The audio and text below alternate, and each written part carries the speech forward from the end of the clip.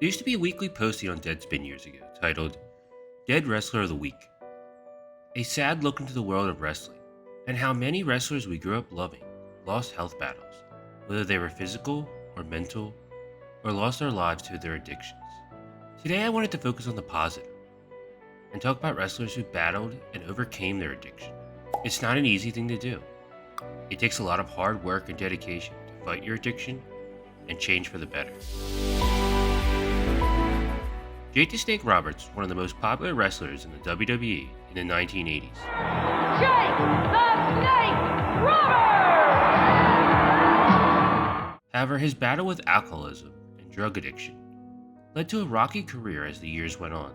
In the A&E series biography, WWE Legends, an episode focused on Jake's life, Roberts himself opened up about attempts to end things multiple times, and his struggles with cocaine, on top of his childhood trauma and general battle with mental health. My mother was a 12-year-old girl, and her mother was dating my father.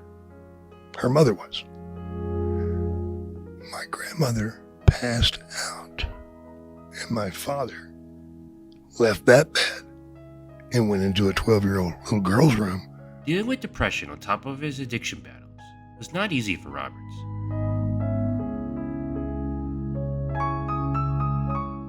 I'd sit in a bar, man, and write stuff down, and the next day I'd pick it up and read and go, oh my God, what the fuck was I thinking? Attempts to get clean had setbacks, but after failed interventions and rehab, his friend Diamond Dallas Page moved him into his home in 2012. Jake Roberts was able to beat his addictions and credited to DDP Yoga, stating that, I think DDP Yoga is probably what saved my life, because I couldn't get around anymore.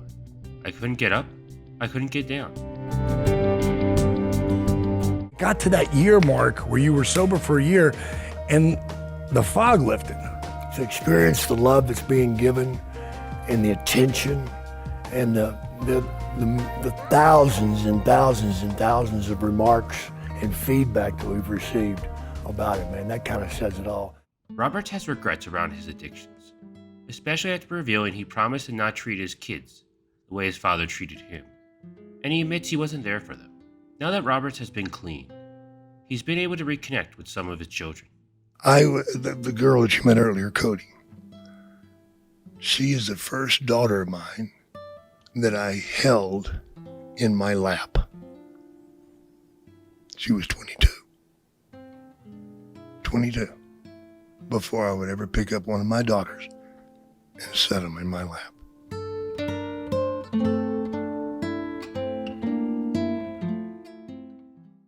Bad times don't last,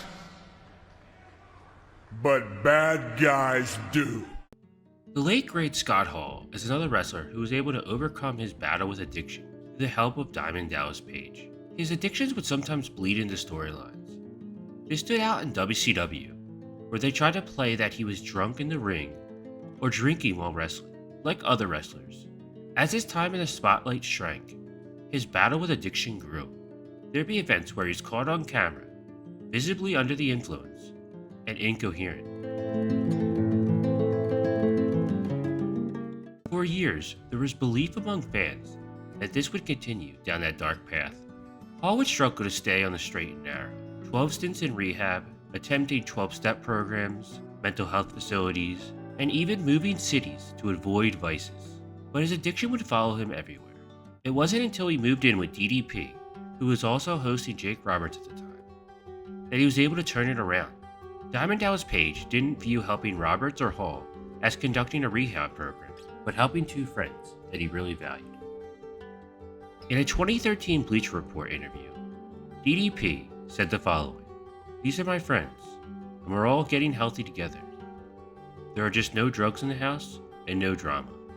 The journeys of both Hall and Roberts would be chronicled in the 2015 documentary, The Resurrection of Jake the Snake. Road Dogg was a key player during the Attitude Era. He was one half of one of the most popular tag teams in WWE, the New Age Outlaws, and a member of D-Generation X, known for his great work on the mic. Ladies and gentlemen, boys and girls, children of all ages, D-Generation X proudly brings to you WWE Tag Team Champions of the World! The Road Dogg, Jesse James, the Badass, Billy Gunn, the New Age! The Road Dogg Jesse James would battle addiction with pills and issues partying. During shoot interviews, he described his situation with drugs and partying, that he was a redneck who didn't have anything. So when he made it big, it was a bit of a shock to him that he could have and do anything he wanted. Road Dogg on his own podcast opened up about his drug of choice and why he took them. It was always downers. Like I did stuff that took me up, but that wasn't my thing. I like to go down, and what it was I was scared. I had anxiety. I had depression. So I wanted to find oblivion. So I would take downers until I was out of it. You know what I mean? And so literally should have died 100 times, and that's not even hyperbole. Somebody upstairs wants to keep me alive, so I'm going to do the best I can for the rest of my time here on Earth. Road Dogg's addiction ended up costing him his job at WWE and friendships with wrestlers, most notably Triple H. During interviews in the mid-2000s, he'd have some not-so-kind words for Hunter, though part of this can be chalked up to his addiction and firing. As the two would later reconcile, and he'd appear on WWE TV, as well as becoming a trainer at the Performance Center. Triple H would even go to bat for him against Vince McMahon, who was hesitant to bring in Road Dogg because he was a known addict. Hunter pointed out that Road Dogg at the time had been sober for over a year. Due to getting sober, Road Dogg was able to induct his father into the WWE Hall of Fame and be inducted himself as a member of DX. Currently, he hosts a podcast and is kept on as a utility player for WWE. The second half of the New Age Outlaws, Billy Gunn, would also struggle with his own addictions. Gunn would be open in shoot interviews during the 2000s about his use of steroids, but he also battled addiction with pills for years. His drug use got in the way of his time at WWE, and eventually he was let go. He'd go through the indies as well as some time at TNA, but his addictions got worse. It's just a thing that I have. I'm an addict. So once I got the taste of that, and then I started like either hurting or being tired or have things that I'm stressing about, because now I'm married, I have a kid at home. So now I stress about that. And what's the easiest way for me to not think about that? Get all hammered and pilled up and shit like that. Gunn opened up about his recovery journey during an appearance on The Sessions on August 15th, 2022. I woke up on my floor and everything that I had was gone. Like my wife, my kids, my dogs. I want to say that I reached rock bottom, but it was at the bottom to where death was next. He also spoke about how he denied he had a problem until he finally checked himself into rehab through WWE's drug rehab program, which is open to current and former WWE wrestlers. He checked into rehab on March 11th, 2011, and after completing his rehab program, he did an 18-month release program. He's been drug and alcohol free for the past 12 years now, and he's been able to reconnect with his sons and work with them in AEW. Sean Waltman, also known as X-Pac and 123 Kid, was a budding star in the early 90s in WWE.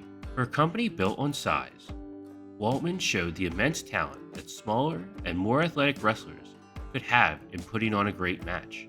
Like many other wrestlers, as the years went on, the wear and tear on his body and mental health took a toll on him.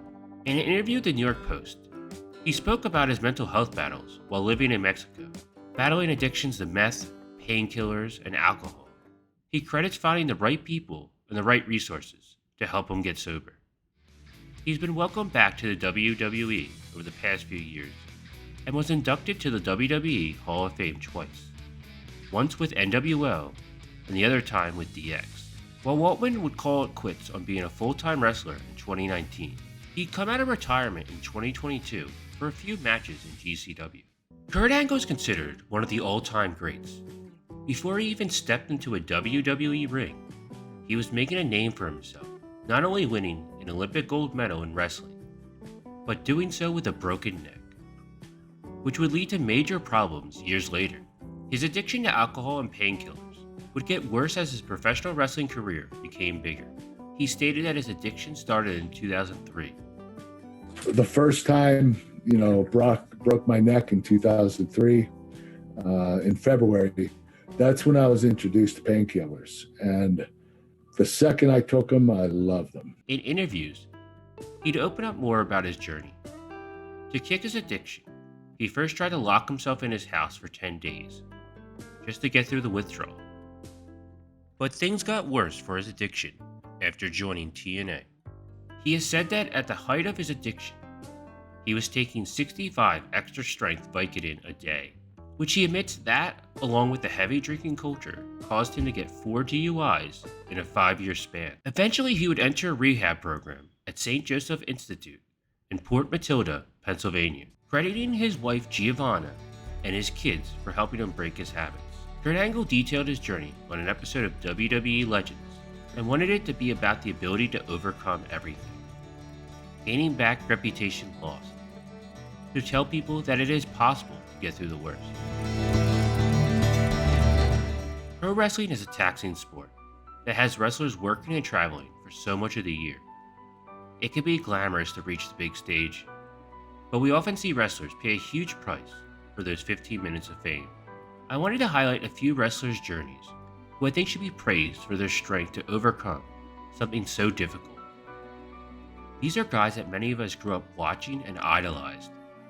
They gave us so many great moments from our childhood, and in an industry that seems to lose too many people too soon, I'm happy to see some able to turn it around. And I hope these stories help others who are dealing with any sort of difficult battle. Thanks for watching. If you'd like to see more content, please subscribe and ring that notification bell to stay up to date with everything I post.